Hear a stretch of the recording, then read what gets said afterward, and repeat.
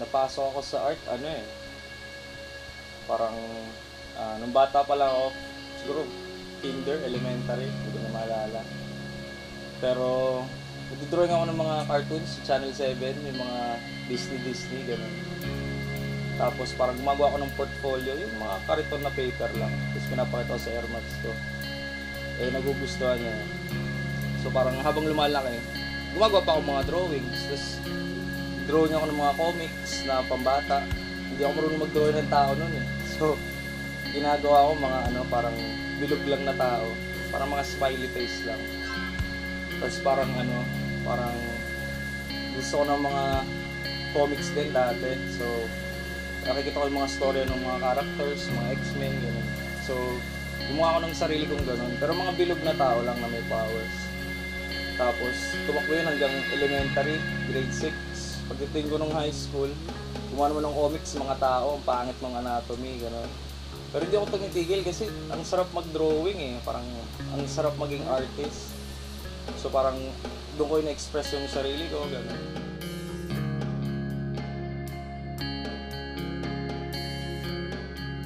College, nag-decide ako mag-fine arts. Pero painting, hindi na drawing kasi pag advertising, mas malapit din yung illustration sa UST. Pero sa iba naman, painting naman. So yun, nag-fine arts ako sa UST ng painting. Tapos sinubukan kong mag-painting ng mga tao na talaga, yung totoong tao. Pero hindi pa rin ako successful. So ginawa ko mga muscles na, mga tao binalatan. Para hindi pa kasi ako marunong gumawa ng balat, mag-painting ng balat, struggle pa ako. So 4 years kong ginawa yun, puro muscle na painting. Ang pangit nga lang nung balik niya kasi hindi siya kadalasan naiintindihan ng tao, or ang nangyayari pa yung mga artworks na muscles, parang kinokorek pa nila, pangit pa raw din yung anatomy. So constantly, yung sa art, hindi ako laging number 1 or para sa school, hindi ako ganun kagaling talaga. Sobrang lang ako yung patapon doon, parang ako yung marunong sa art pero hindi ganun karunong. Sa gitna ako lagi. Pero I think naging magandang opportunity na mapunta ako sa position na yun kasi doon ko nasabi sa sarili ko na gusto ko pang mag-improve, ganun.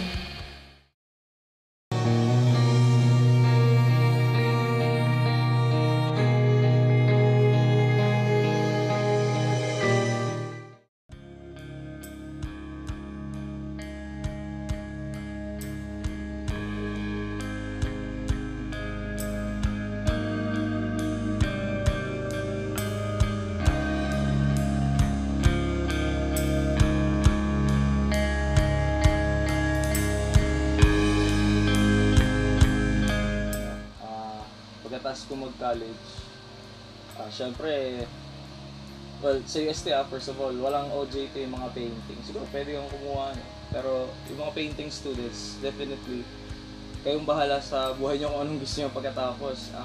Narinig ko, dalawa lang daw yun eh. Either nagpe-painting ka somewhere na kumikita ka ng pera, which is either nagtuturo ka ng art, tapos nagpe-painting at the same time, or teacher ka, tapos pangalawa call center agent ka na painting student.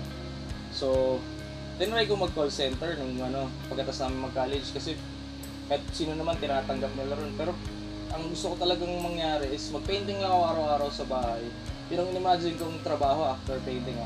Mag-painting lang ako ng mga artworks sa bahay, tapos kikita ako ng pera. I mean, yun yung magiging trabaho ko talaga. Hindi posible kasi first of all, sa kakuha ng pera, pambili ng mga materials mo.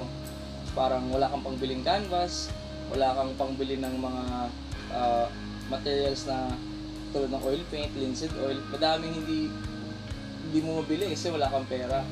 So nag-decide ako mag-call center. Tatanggap naman ako, hindi naman ako nagkaroon ng prejudice na parang yung long hair doon kasi madami rin taong long hair doon, yung mga tato, so wala naman. Pero basically, naging hadlang yung pagiging long hair ko o mahaba yung buhok kasi laging naka-black, tsaka may mga tato na parang sa ibang trabaho, yun yung nagpigil sa akin na kumuha ng mas decent na job, parang office work, gano'n. Dahil alam kong hindi natatanggap sa well, hindi masyadong open-minded sa Pilipinas yung mga kumukuha ng employees, gano'n. So, well, nung nag-call center naman ako, maganda naman yung pera. So, nakuha niya sa akin yung parang time ko na mag-painting ako. 3 a.m. kasi ako madalas nag-painting or 3 hours of the morning eh. So, parang yung call center job ko pa nun, night shift, matagal siya. Dahil gabing-gabi na siya, ginagawa parang 11 a.m. gawin pasok, 9 a.m. kami uwi. So, yung basically yung routine ko mag-painting, yung tatakpan. Well, may pera sa call center eh. Pero minsan, ang nagsasuffer kasi yung artist eh. Kasi kung ako, nilalaan ko yung oras ko mas madami sa art, mas nag-improve yung art ko. Ang nangyari kasi sa akin dun, maganda naman yung pasok ng pera, pero yung art ko nag-suffer. Halos isa or 3 beses lang yata ako nakapag-exhibit kung nagpo-call center pa ako. So, hindi ko naman sinisisi yung call center. Ang sinasabi ko lang, parang hindi napasok yung ibang artist, lalo pag painting yung tinapos. Parang hindi namin alam kung ano yung kukunin namin yung trabaho. Although madaming opportunities, pero hindi lang naging okay yung call center para sa akin kasi nagbibenta ka ng cellphone doon eh. Parang dapat ang binibenta mo painting eh. Ang binibenta mo parang cellphone sa States. Matawagan mo pa yung taong may cellphone na, tapos bibenta mo yung cellphone. So parang hindi siya para sa akin creative na trabaho eh. Pwede kang maging creative sa pagbibenta, pero basically visual artist kasi so kailangan nakikita yung ginagawa ko na katulad ng painting. So yun, pagkatapos kong mag-call center, nag-quit na rin ako after 2 years kasi wala talaga ako nagagawang artworks. May pambili ko ng materials, pero wala naman ako nagagawang artworks. Sobrang hindi ako na-inspire doon. Tapos, nagtrabaho na lang ako sa ibang company or sa ibang lugar. Trabaho ako sa Ride and Hold nun, marketing assistant. Parang ganun din. Nag-curate naman ako ng artworks doon, pero parang ako makausap mo rin ako ng tao.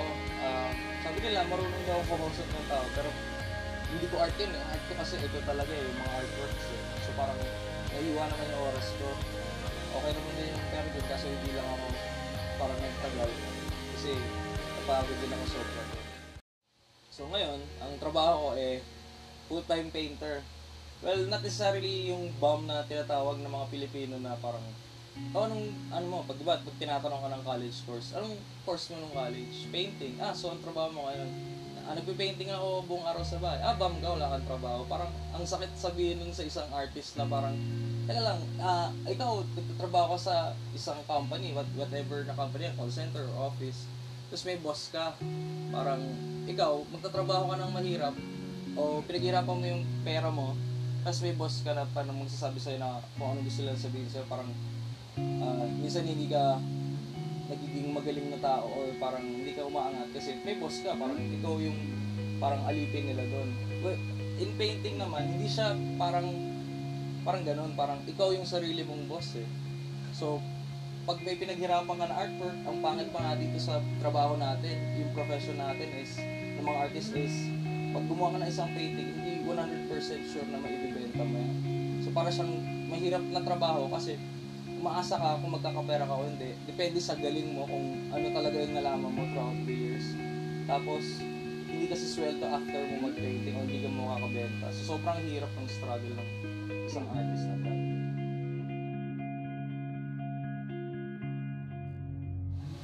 Parang sobrang ngayon struggle pa rin kasi wala akong regular income eh. Wala akong pera. Parang wala akong pambili ng yosi. Parang kailangan ko pang magkaroon ng odd jobs o magtusan para magkaroon ng pera. Pero sa tingin ko, ito yung pinakamasayang moment ng isang artist, yung naghihirap siya. Kasi ang artist, akala nila pag nahihirapan, pag walang ginagawa sa bahay, ano yun, tenga lang, hindi eh. Ang artist, ang machinery niyan, ang inspiration machine niya nasa utak, nasa puso. Pag lalo mo silang sinaktan, lalo silang gagaling. Kapag lalo mo silang inasak, lalo mo silang sabihin na hindi sila marunong, papakita nila lalo sa yun. Kaya parang, ang artist, kailangan ng struggle, kailangan ng prejudice yan. Kasi kung wala yun, sobrang walang puso ng art mo. Isipin mo, isang mayaman na tao, nagpipainting, estudyante siya, tapos alam niya ang lahat, pag-aralan niya sa libro, kompleto siya ng gamit, tapos yung art niya walang laman, kasi wala siyang struggle eh, wala hindi siya nasasaktan. Hindi niya pa alam ko ano yung papakita niya doon. Alam lang niya yung nasa libro, gano'n. Pero ang artist, lalo na pag Pilipino pa, sobrang nasa struggle, nagkakaroon siya ng struggle dahil may prejudice na sa ethnicity niya or sa race niya, sa ibang bansa din minsan, o sa ibang tao. Pag maitim ka, hindi ka papansinin halos eh. Parang sino bang artist ang parang hindi long hair? Tinitignan muna kung maganda yung itsura ng tao bago siya tatanggapin sa isang gallery. So, yun lang, parang kung artist kayo nagpipintangan ngayon, huwag kayong mababahala kasi kailangan nyo talaga ng kailangan nyo talaga ng pain. Parang hindi rin worth it mabuhay sa totoo lang kung walang sakit yung buhay, parang hindi siya totoo eh. So as an artist, paglaban nyo yung gusto nyo gawin kasi wala namang kayo talagang kakampi, kayo lang. Unless makakita kayo ng grupong naniniwala rin sa inyo tapos sinusuportahan kayo. So, yun lang.